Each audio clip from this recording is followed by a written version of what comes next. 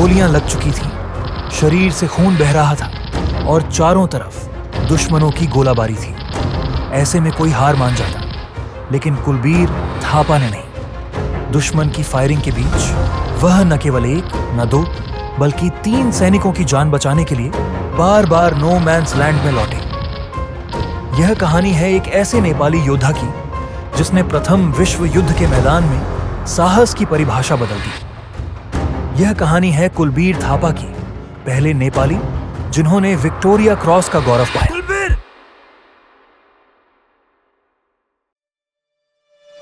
प्रथम विश्व युद्ध के दौरान लूज की लड़ाई के खून से सने मैदानों में एक युवा गोरखा सैनिक कुलबीर थापा ने इतिहास रच दिया। हमें उन्होंने जो साहस दिखाया उसने उन्हें विक्टोरिया क्रॉस प्राप्त करने वाला पहला नेपाली बना दिया। कुलबीर थापा का जन्म नेपाल के एक छोटे से गांव में हुआ था। अपने देशवासियों की तरह उन्होंने ब्रिटिश भारतीय सेना के प्रसिद्ध गोरखा रेजिमेंट में भर्ती ली, जो अपनी निडरता और वफादारी के लिए जानी जाती है। लेकिन प्रथम विश्व युद्ध के भयावह मैदानों ने उनके साहस को परखा। सितंबर 1915 में कुलबीर और उनके साथी फ्रांस के लूज में तैनात थे। मित्र देशों की सेनाएं जर्मन पोजीशनों पर हमला कर रही थी। 25 सितंबर की सुबह कुलबीर की बटालियन ने हमला किया, गोलियों की बौछार के बीच आगे बढ़ते हुए।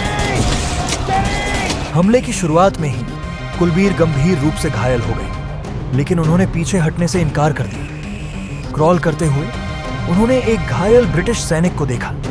अपने दर्द और खून बहने के बावजूद कुलबीर ने उस सैनिक को उठाया और दुश्मन की गोलियों के बीच से सुरक्षित स्थान पर पहुंचाया। इसके बाद कुलबीर बार बार युद्ध क्षेत्र में लौटे। उन्होंने और घायल सैनिकों को ढूंढा, जिनमें 2 उनके गोरखा साथी भी शामिल थे। अगले 2 दिनों तक उन्होंने दुश्मन की गोलियों के बीच से घायल सैनिकों को बाहर निकाला और उन्हें सुरक्षित पहुंचाया। जब अंत में मदद पहुंची तो कुलबीर ने 3 सैनिकों को बचाया था।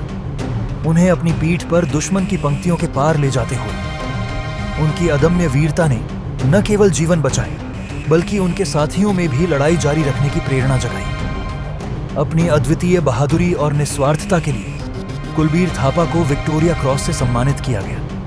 यह सम्मान पाने वाले वे पहले नेपाली बने। उनकी वीरता और मानवता ने गोरखा सैनिकों की परंपरा को एक नई ऊंचाई दी। कुलबीर थापा की कहानी केवल व्यक्तिगत बहादुरी की नहीं है, यह मानवता और साहस की कहानी है, जो हमें सिखाती है कि अंधकार के समय में भी एक व्यक्ति का संकल्प जीवन बदल सकता है। युद्ध के बाद कुलबीर थापा नेपाल लौट आए और सादगी से भरा जीवन बिताया। उनकी कहानी आज भी साहस और मानवता की शक्ति का प्रतीक है। यदि यह कहानी आपको प्रेरणादायक लगी हो तो लाइक करें, शेयर करें और द गोरखा ट्राइब चैनल को सब्सक्राइब करें।